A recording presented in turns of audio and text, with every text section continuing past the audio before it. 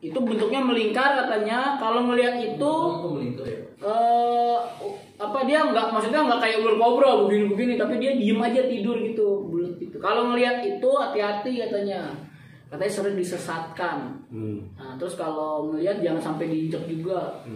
Nah, pokoknya hati-hatilah kalau ngelihat ular itu karena sering orang tersesat.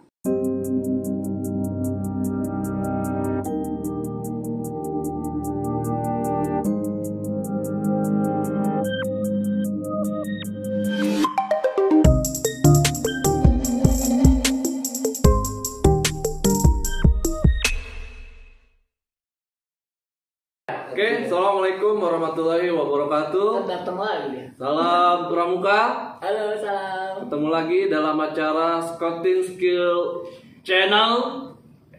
Sekarang edisinya adalah ngebacem. Ini ada suara-suara. Serigala. Ngobrolin bareng cerita misteri. Nah, buat kakak-kakak dan adik-adik barangkali punya cerita di mana kakak-kakak berkemah atau mendaki ataupun kegiatan pramuka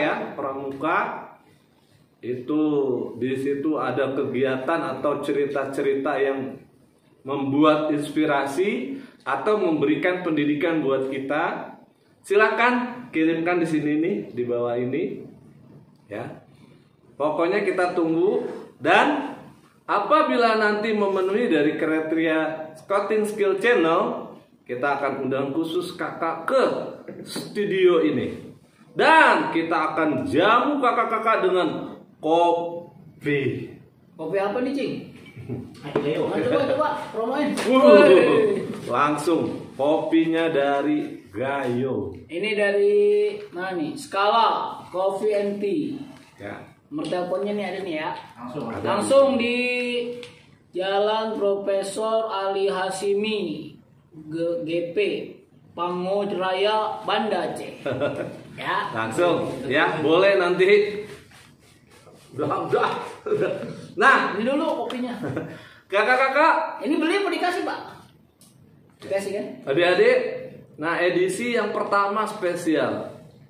Hari ini ngebacem, hari ini kita akan langsung ngobrolin, bertatap muka dengan kakak. Udah nggak asing, ya, udah nggak asing. Karena kakak ini, walaupun kita yang punya konten, tapi luar biasa pengalamannya waktu mengadakan beberapa kegiatan. Ini banyak sekali kejadian-kejadian, dan ternyata begitu saya simak dan saya baca juga, ini ada unsur hikmah yang bisa kita ambil. Kira-kira seperti apa hikmah yang akan kita ambil? Ataupun kakak-kakak ingin mencatat, jangan lupa boleh kirimkan di komen bawah ini. Apa hikmah yang didapat dari cerita ini? Jadi langsung saja ya, seperti ini kisahnya nih, kisahnya. Nah, kisahnya jadi katanya kakak ini sebelah saya ini sudah triple S. Apa kan triple S? Triple S itu katanya sudah mendaki gunung Selamat ya? Selamat. Sumbing, Sindoro. Coba. Sindoro itu udah gunung daerah Jawa Timur salah ya? Jawa Tengah. Oh, Jawa Tengah. Salah, halo. Ya, Jawa Tengah. Kakak-kakak yang pernah ke situ sudah tahu apa dan bagaimana trek di situ. Namun karena ada sesuatu unsur kesalahan dari kakak ini, ketika satu saat dia mendaki gunung yang ada di wilayah Banten. Nama gunungnya seperti apa? Kita langsung saja ke narasumber. Apa kabar? Kak Jumpa. Kayak Jarawan. Langsung aja kita ke narasumbernya. Ini. Bukan. Yang gak jelasin. Narasumber Pak.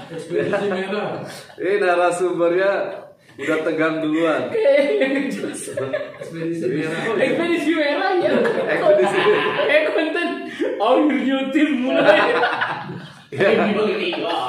Jadi emang ini cerita ini begitu saya baca lumayan, tapi karena unsur menyepelekan, akibatnya ya kakak ini gimana kak? Silakan selanjutnya Kak Julpa bercerita. Ya, jadi ceritanya ini adalah pendakian ekspedisi Gunung Karang. Ekspedisi berdua. Bukan solo. Jadi kalau berdua, betapa indahnya kalau kita. Kan solo. Kalau berdua duo. Kita berduo. Jadi kayak orang Padang. Duo daki. Yang orang Padang kan kayaknya. Ya. Berdua nih. Berdua, ya, sama teman kuliah saya, Om Buyung. Ya. Ini bukan pendaki abal-abal. Ya. Dua-duanya ini bukan pendaki abal-abal loh kakak. Ya, jadi ceritanya kita ekspedisi berdua, saking banyaknya berdua bergandengan tangan bos. Tapi sama cowok. Serah ya. Oh, ini nggak jadian kan? Tapi nggak jadian. Nggak jadian. Ya, jadi ceritanya gini bos. Waktu itu kan tanggal berapa ya? Lupa tanggalnya. Tahunnya masih inget gak? Tahunnya ingat, 2005. Oh, 2005 saya masih 15 tahun yang lalu. 5 tahun baru jadian. 2005. 2005. Gantengnya tuh ya? Lagi ganteng-gantengnya. Bos. Lagi ganteng-gantengnya. Saya punya Lagi satu. 2005 kakak. 2005 itu dulu belum, udah banyak belum naik gunung ya? Belum sengetren sekarang ya? Belum 2010. Iya, 2005 itu belum 2010 kak. Belum. Jadi yang jelas itu lama sekali. Itu naik gunung belum sengetren sekarang. Handphonenya juga masih 8250 Nokia. Punya nggak? Jadul ya. Iya, itu bisanya cuman radio. Paling SMS. keren itu radio sama SMS. MMS bisa MMS. Poliponik. Terus bunyinya- Moto belum bisa moto. Hah? Moto belum bisa. Belum. Berarti Nah, waktu jadi- itu moto masih pakai itu apa? Pakai yang track. Yang film ya. Iya. Nah, itu gara-gara foto kamera digital sih udah ada, tapi digital. masih mahal. Ya, belum mampu waktu itu. 5 jutaan lah. Paling murah itu. Nah, akhirnya kita pergi deh tuh. Saya pergi bersama 2 rekan saya sebelumnya ini ke Gunung Slamet. Gunung Slamet itu adalah gunung tertinggi di Pulau Jawa. Dengan ketinggian di atas 3000. Berapa ya? Berapa? Oke, gampang. 3000 sekian.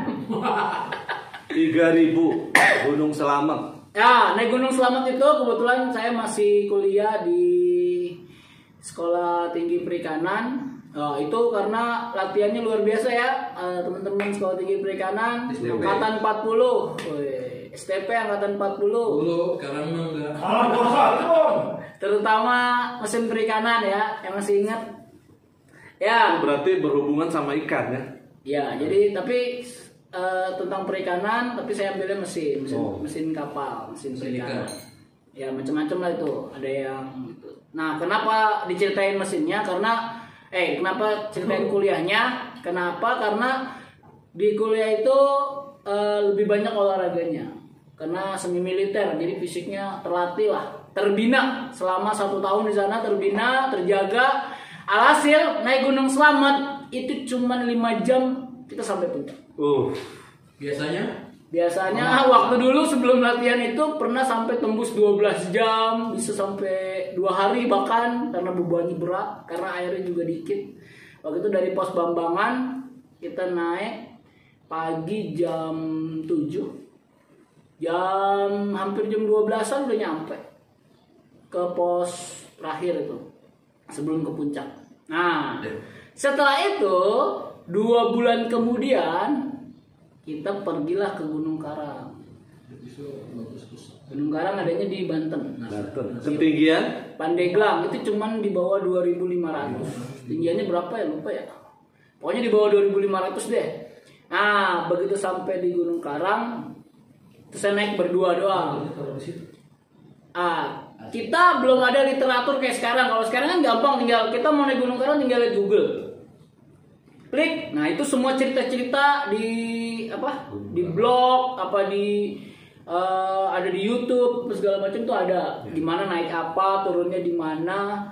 Terus jalannya kemana, itu adalah bagian dari manajemen perjalanan, yaitu mempersiapkan perjalanan. Tapi pada saat itu entah kenapa, pokoknya kita jalan aja, nggak ada riset naik apa, turun di mana, terus pokoknya nggak ada sama sekali cari tahu itu posnya lewat mana. Akhirnya saya naik bis dari Jakarta lalu ke Serang. Dari Serang saya naik bis lagi. Terus turun di dekat alun-alun Pandeglang.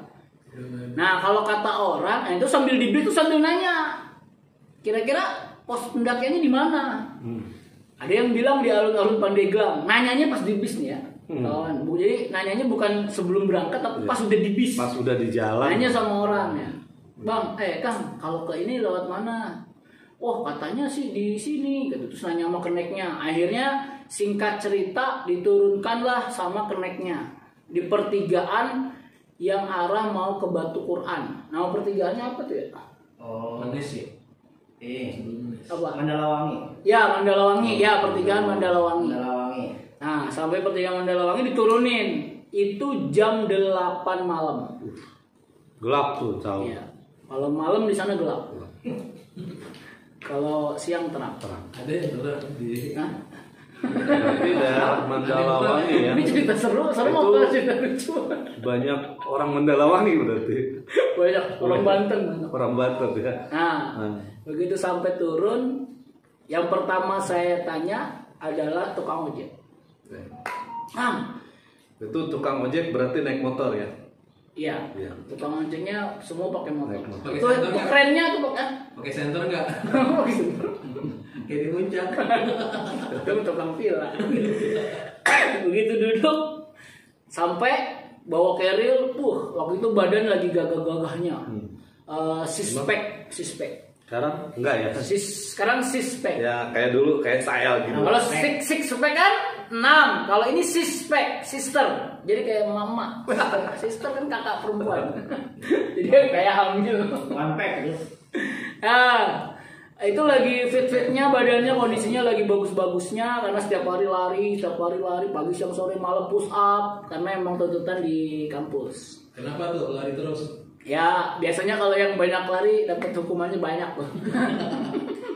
Bukan dapat hukuman banyak, biasanya banyak kesalahan. Kalau banyak salah, jadi Biasanya banyak hukuman. tapi nggak apa-apa, hukumannya ngebina fisik, jadi badan terasa ringan. Lanjut. Nah, begitu sampai di situ Kang Ojek saya tanya, Kang, mau naik Gunung Karang lewat mana ya Kang? Pos pendakiannya.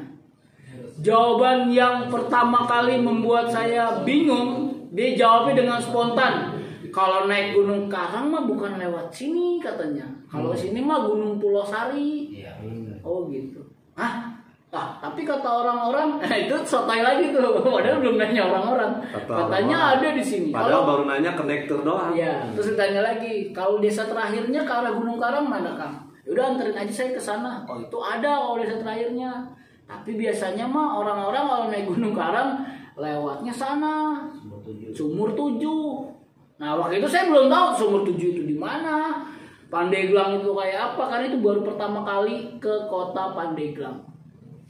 Ya sekarang mah udah punya teman namanya Haji Oman. Haji Oman. Pak Haji. Haji Oman. Penguasa Pandeglang. Setia Permana. Ya, namanya Abdurrahman Setia Permana. Ustaz Kabir tuh. Haji ya. Nah, dulu itu belum kenal siapa. Jadi ibaratnya kita benar-benar dari jauh datang ke situ dan nggak tahu benar-benar sama sekali. Terus nggak tahu blank, pokoknya nggak tahu itu nama tempatnya juga apa. Ya taunya baru sekarang ini karena sering main ke Pandeglang. Terus sampai di situ jam 8 akhirnya tuh tukang ojek nego. Bang berapa bang ke sana gitu. Tapi nggak kayak cerita yang itu bayar 50.000, saya tawar 30.000. Nggak tahu cuma ngeng. Ini udah nyampe. Enggak. Jauh juga berarti. Akhirnya berapa tuh bayar waktu itu? Kalau nggak salah 35 berdua deh. 35.000 berdua. Tahun 2005. Tahun 2005. Mahal tuh.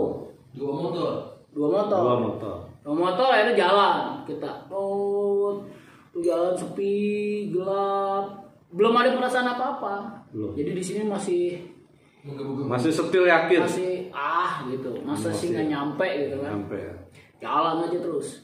Tiba-tiba itu mau ojek jalannya makin sepi. Terus dari pertama tuh jalannya ya emang sih sekarang kalau kita jalan ke Batu Quran itu emang jalannya sepi. Sekarang kiri sawah, terus ada pesantren kolam ya. Ada yang gede itu, ada pesantren kalau nggak salah tuh, dari kolam itu jalan lagi ke depan lagi, terus masuk ke sawah-sawah. Nah setelah saya lihat jam itu 9 kurang 5 kalau nggak salah, itu masuk ke jalanan. Nah jalannya nanjak, ini yang saya inget ya. Terus saya turun, kata akangnya, masih depan lagi Kang. Udah sini aja, masih jauh nggak? Udah itu deket, yang ada lampunya. Saya turun, begitu turun ada anjing, datang tuh, nggak tahu anjing dari mana datang. Terus dia mau apa? Belum salam nggak? Enggak lah. Terus kita langsung berdua kaget gitu. Oh ada anjing. Terus kata ojeknya, udah Kang tinggal jalan ke situ. Ya udah akhirnya kita pisah di situ sama tukang ojek, kita bayar itu jalan. Nah begitu jalan sampai rumah, penduduk itu kosong, sepi. Enggak, maksudnya udah pada tidur. Iya udah malam jam 9 kurang 15. Apalagi daerah perkampungan ya. Ada listrik. Udah pokoknya udah kayak perkampungan biasa, tapi lebih banyak rumah kayunya daripada rumah batunya. Tapi saya lupa itu desa apa namanya ya. Sampai sekarang saya masih lupa. Nah begitu sampai desa itu. Tahu tolong komentar di bawah. Iya. Itu karena saya emang disasarin gini sama tukang ojek. Pokoknya dia asal narik aja. Begitu sampai ada anak pemuda keluar. Kang, pokoknya ngomong pakai bahasa Sunda, mau kemana intinya. Terus saya ditanya, saya mau naik Gunung Karang. Naik Gunung Karang? Kok lewat sini katanya? Lah emang nggak bisa, Kang. Kalau pos pendakiannya mana? Wah di sini mah belum pernah ada pos pendakian begitu, atau yang mendaki ini ada orang pertama yang nanyain naik Gunung Karang dari sini. Waduh, nah itu tanya-tanya kan tuh sama teman berdua. Gimana? Udah, oh gini aja dah, Mas. Ketemu sama bapak saya dulu. Bapak saya itu kepala desa sini. Oh gitu, nanti izin, nanti ditanya-tanya. Dia pernah sih naik Gunung Karang dari sini. Oh gitu. Ya udah, akhirnya. Nah di kampus tuh habis belajar navigasi. Jadi soto-sotonya tambah sotoy tambah songong dah tuh. Masuklah ke rumah itu. Silakan masuk. Nah, masuk jam 9. Diterima dengan baik. Dia suami istri, dua tua. Kayaknya umurnya di atas 60, ada atas 70 deh tuh kakeknya. Kepala desanya. Terus yang ibu-ibunya juga. Begitu masuk, anaknya yang tadi masuk juga. Kenalin, ini Pak siapa namanya, Pak siapa, ibu siapa. Udah ngobrol. Pak siapa? Lupa namanya. Banyakan lupanya karena udah lama. Terus dia ngobrol 15 tahun. Ngajakin ngobrol pakai bahasa Banten. Kalau Sunda sih Sundanya campur. Sunda. Iya. Apa? Badui. Orang Sunda kan? Iya. Ya, Kalau gitu dah. saya kedua, ada geh-gahnya, ya, tapi ada bahasa campuran dengan ada bahasa Jawa, Indonesia. Pinggiran, ada bahasa. Nggak ada bahasa Indonesianya, nggak ada. Ada bahasa Sundanya, ada bahasa Cirebon, ada bahasa Panturanya, ada bahasa Sundanya. Campuran. Itu beliau itu ngomong terus. Ngajakin saya ngomong. Nah, anaknya translate. Mau ngapain ke Gunung Karang? Saya mau naik gunung. Terus bisa nggak Pak lewat sini? Dijawab bisa. Terus dia ceritain itu. Dia cerita, saya mah dulu pernah naik gunung. Ini mah kata si bapak. anaknya. Oh anak. Bapaknya ngomong. Ya, anaknya translate. Bilingual lah, udah kayak di Amerika aja.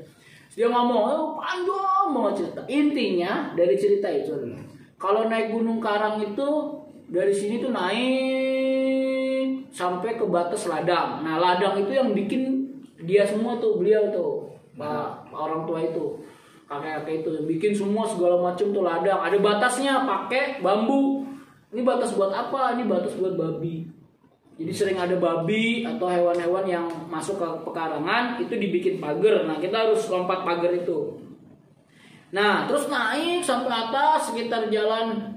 Kalau kata tuh bapak itu, kakek-kakek itu adalah sekitar setengah hari. Lalu sampai puncak. Nah sampai puncak kita harus turun lagi, lalu nyebrang sungai. Nah ini baru Gunung Karangnya. Itu ceritanya begitu. Jadi kita dengerin aja. Akhirnya kita mikir. Nah kalau ada mau naik gunung, mendingan besok pagi aja.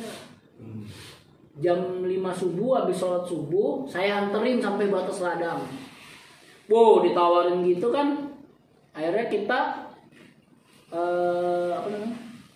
Semangat. Tergiur lah, semangat lah. Berarti emang ada jalannya gitu kan.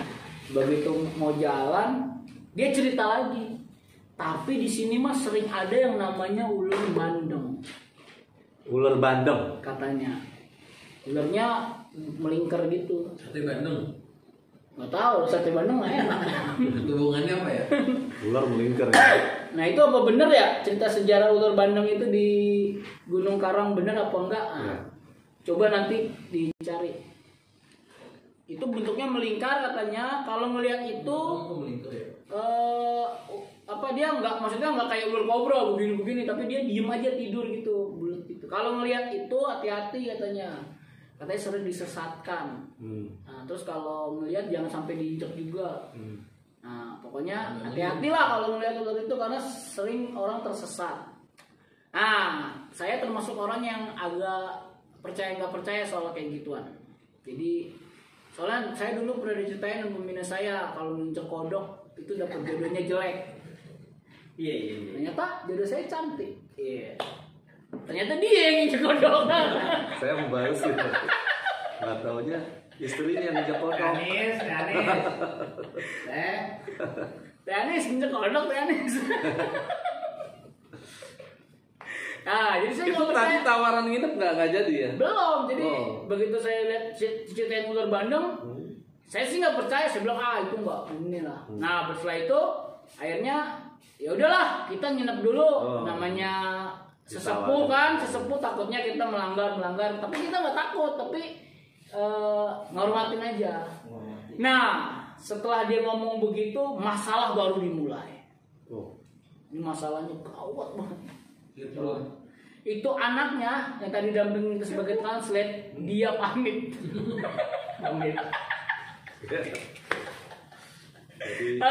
Kang, Mas saya pulang dulu ya. Ya emang rumahnya di mana? Rumah saya di bawah. Aduh. Oh gitu. Terus saya di mana? Ya udah. Alamat ya. Ntar Mas di sini aja nih tidurnya. Kamarnya dikasih kamar rumah kayu sih tapi gede gitu. Biasalah kepala desa kan. Yeah. Kamarnya ada 4. Saya dikasih 1 kamar berdua.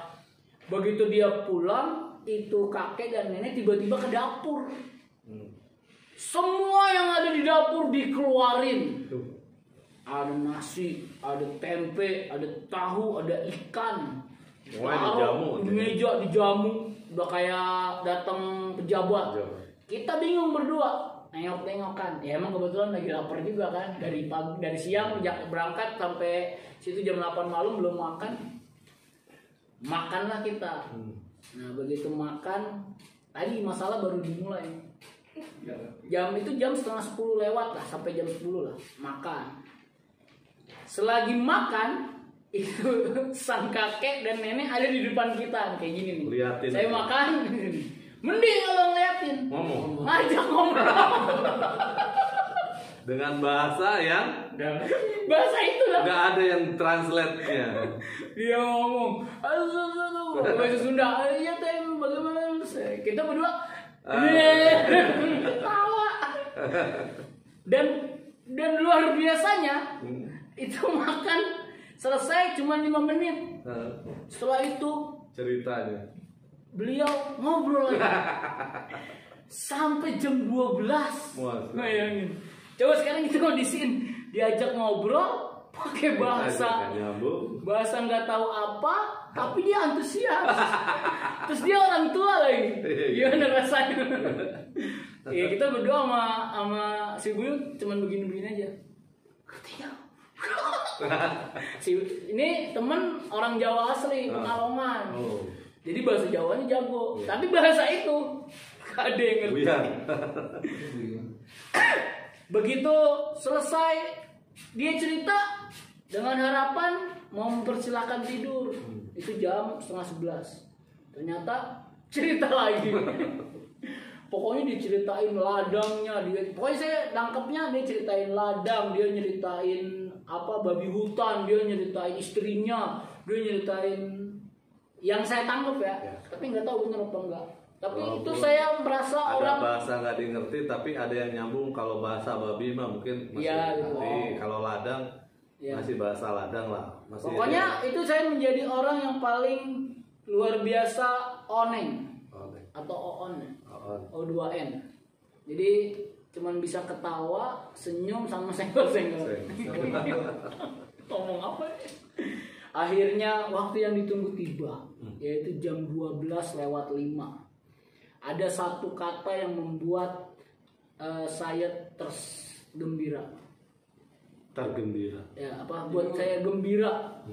Dia cuman bilang nunjuk ke kamar, suruh tidur. Itu satu kata. Akhirnya selesai juga dia bercerita. Iya, maksudnya dia ngomong tapi kan nggak ngerti, pokoknya intinya suruh tidur gitu aja. Akhirnya lega, tidurlah tanpa pikir panjang, tahu-tahu merem aja karena udah capek dengerin ngomongan orang tua. Berarti di situ tidurnya merem. Tidurnya merem. Di situ saya hebatnya, di situ tidurnya merem tuh. Bagaimana tuh pokoknya. Nah begitu tidur itu saya waktu tidur nggak tahu tuh saya ngorok apa enggak. Kadang ada ngeliat ya. Ada dokumentasinya waktu itu. Dah, tahu pagi azan tuh. Azannya pun nggak kedengeran. Loh kok tahu pagi itu aja?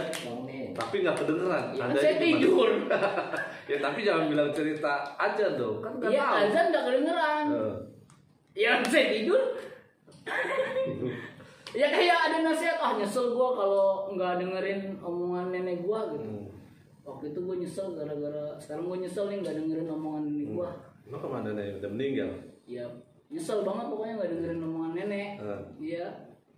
Gara-gara neneknya udah meninggal. Ya enggak, neneknya. Ya pokoknya nyesel. Lanjut sih. Terus? Jadi bangun tapi nggak denger azan subuh. Belum habis ceritanya. Iya denger. Kita ngomongnya apa? Terus Kayak nyambung. bingung kan kakak-kakak. Jadi ini cerita panjang banget. Jangan kemana-mana. Setelah ini kita gabung lagi.